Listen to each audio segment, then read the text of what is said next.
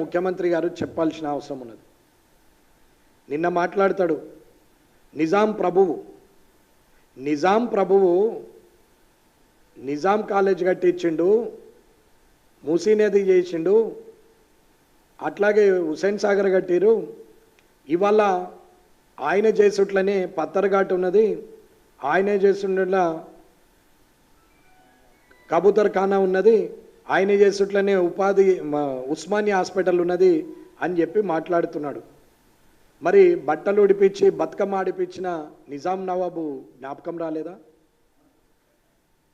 ఈ తెలంగాణ ఈ నిజాం స్టేట్లో ఉన్న ప్రతి ఒక్కరిని పన్ను వసూలు చేసి రక్తం పిండి పాలు పిండి ఆడవాళ్లను మానభంగం చేసి పన్నులు వసూలు చేసిన నిజాం ప్రభు జ్ఞాపకం రాలేదా రేవంత్ రెడ్డి గారు?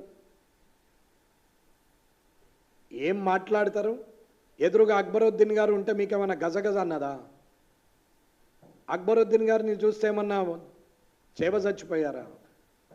అదా మీ పొగుడుతా? అక్బరుద్దీన్ గారికి మీరు చెప్తూ పోతున్నారా? ఇంకా నిజాం ప్రభు పెట్టిన భిక్షనే మన బతుకు అన్నట్టు మాట్లాడుతున్నావు.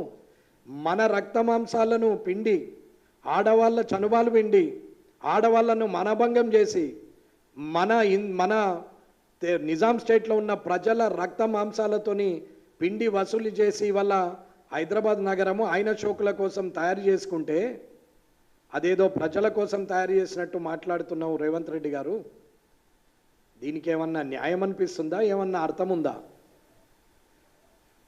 తెలంగాణ విమోచన దినోత్సవం సెప్టెంబర్ 17 రోజు చేయాలని చెప్పి ప్రజలందరూ కోరుతా ఉంటే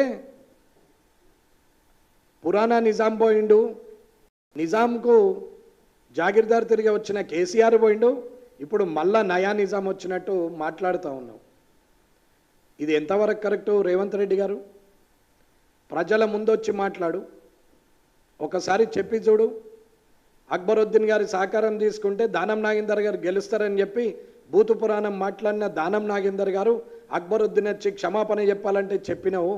అది దానం నాగేందర్ గారి గెలుపోవటంలకు సంబంధించిన విషయం కాబట్టి ఆయన ఒప్పుకోవచ్చు. కానీ అసలు తప్పు మాట్లాడితే శిక్ష వేయాలా, సస్పెండ్ చేయాలని మాట్లాడిన ముఖ్యమంత్రి కళ్ళ ముందట భూతు పురాణం ఓపెన్ అయితే కూడా ఒక్క మాట మాట్లాడకుండా మూతి మీద చేసుకొని కూర్చున్నాడు. శ్రీధర్ బాబు గారు జారగిల్లబడి చూస్తున్నారు. బట్టి గారు అట్లాగే మౌనం వహించారు. పొంగులేటి శ్రీనివాసరెడ్డి గారు అట్లాగే కూర్చున్నారు. సీతక్క గారు ఒక్క మాట మాట్లాడలేరు. పొన్నం ప్రభాకర్ గారు నవ్వుతుంటారు. ఎదుటి ఆఫ్ ద రికార్డులో కూడా మాట్లాడినటువంటి ఎదురుగా ఉన్న ఎమ్మెల్యేలకు కూడా కనీసం ఏం మాట్లాడుతున్నాము, ఎలా మాట్లాడుతున్నాము, సభా సంప్రదాయాలు ఏందనేది కూడా తెలియని పరిస్థితుల్లో తెలిసిన వ్యక్తులు తెలియని వ్యక్తులను ఉసిగొలుపుతూ అసందర్భంగా అన్పార్లమెంటరీ వర్డ్స్ మాట్లాడుతూ ఉంటే ఈయన మైకులు అన్నమాట వాళ్ళు మైకు లేకుండా అన్నారు.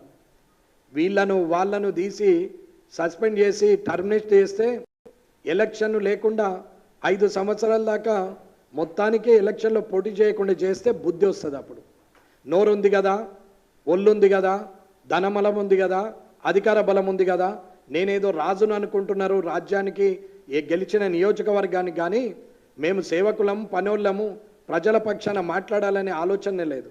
95 గంటలల్లో కనీసం గంట సేపు కూడా ప్రజా సమస్యల మీద మాట్లాడలే.